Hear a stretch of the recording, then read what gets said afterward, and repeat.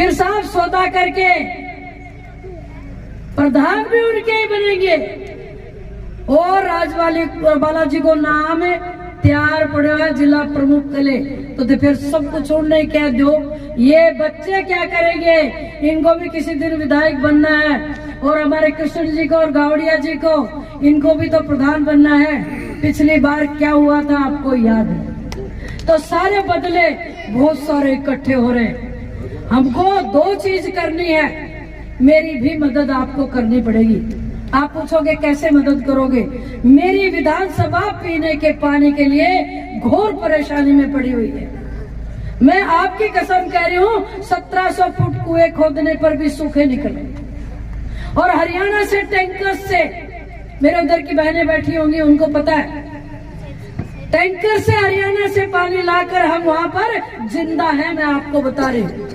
तो आप कहोगे इस सीट से, इस चुनाव से उस बात का नाता भला क्या है? इसलिए है कि सीट अगर जीतती है, बाबूजी अगर जीतते हैं, भाजपा यहाँ से जीतती है, तो मुकेश जी भाई जी बैठे हैं, ये सारा मंच जाकर विद इन 2-3 मंथ्स में नहर के सिंचाई का पानी का काम प्रारंभ करवा। तो साहब हमारे प्राण बचाने के लिए भी आप मेहरबानी करके भारतीय जनता पार्टी के पक्ष में वोट डालें। वंशवाद को खत्म करने के लिए भी अंतिम बात कह रही हूँ। लोकसभा के थोड़े समय पहले चुनाव थे, मुझे मालूम नहीं कि ये इतना अप्रत्याशित फैसला जिले की जनता ने क्यों कर दिया। ये पढ़े लिखों का जिला है, सैनिकों का, और सर्विस क्लास में हमारे हर गांव ढाणी में बेटे बेटियां बैठे मिलेंगे। एक अच्छे कार्यकर्ता को जो लोकसभा में जाता, तो मैं जिन कामों को पूरा कर पर नहीं पाई थी वो कर दे, ऐसे कार्यकर्ता को आपने यही रख दिया और जिसको सांसद बना दिया।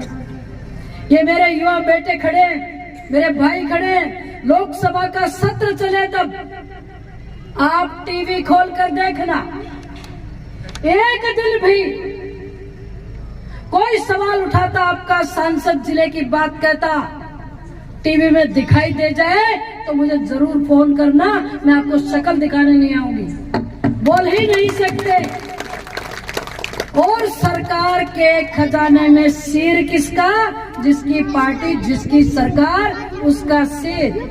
जो अभी झुंझुनू की विधानसभा में सड़कें होकर आई, चौधरी साहब बता रहे थे, बहुत बड़ा बजट ये मंच बैठा है, दिसंबर जी से लेके और बाबू जी और सुकर्ण जी और मुकेश जी भाई साहब सबने मिलकर मंजूर कराया है।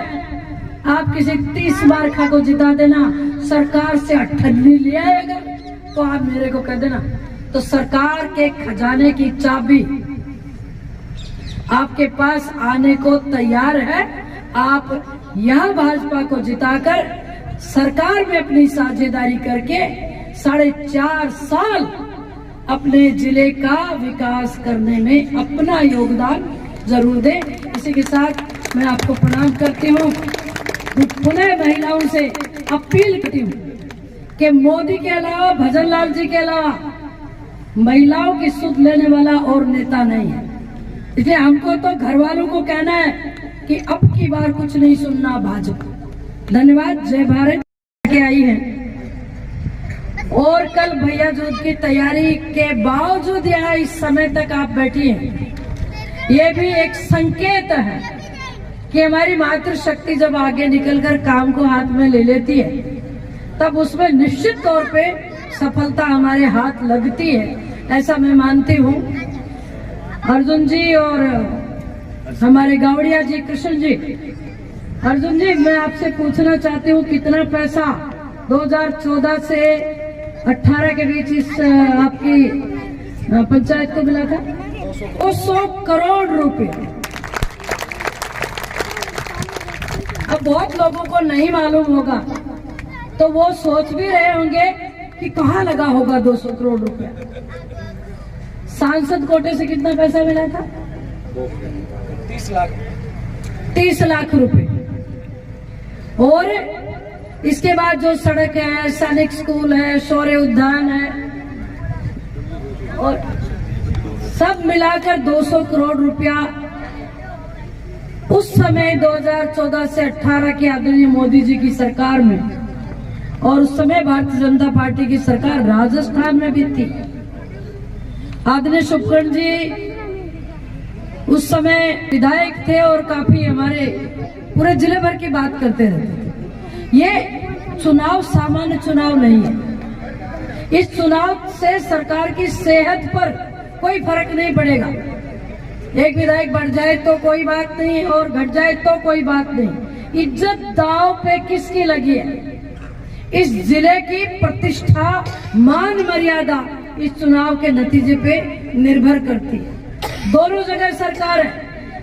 किसान भाइयों को मैं कहना चाहती हूँ, भारत की सरकार जो असल माने में किसान की सरकार है, महिला की सरकार है, युवा की सरकार है। और आदरणीय भजन लाल जी के नेतृत्व में 8 महीने की हमारी सरकार ने ये दिखा दिया है कि गरीब को गणेश मानकर, और किस तरह से ये मेरे युवा साथी खड़े, इनके सपने रौंद दिए थे। हर दिन पेपर लीक करके जेलें भर गई हैं।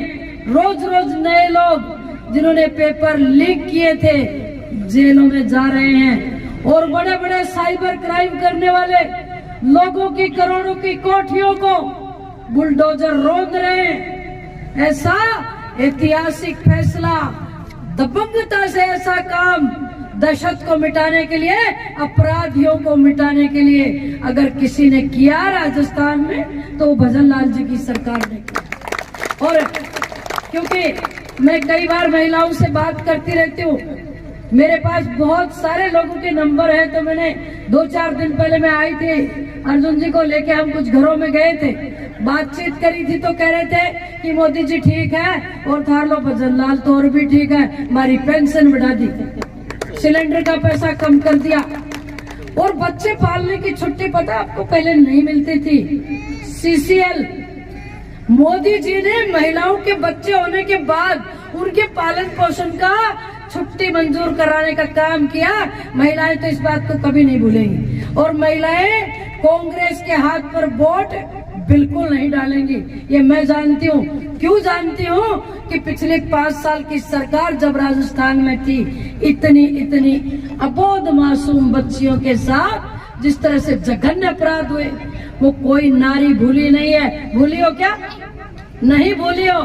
तो हम लोग मोदी जी के साथ खड़े हैं, भजन लाल जी के साथ खड़े हैं। और बाबू जी सीधा साधा आदमी है, गणा 3-5 को नहीं आओ, कदे बुढ़ा देंगे कदे डरा लेगा। एक बार जिताओ तो सही, और एक मौका तो देना चाहिए। और क्यों तीसरी पीढ़ी? तीसरी पे सिलसिला रुके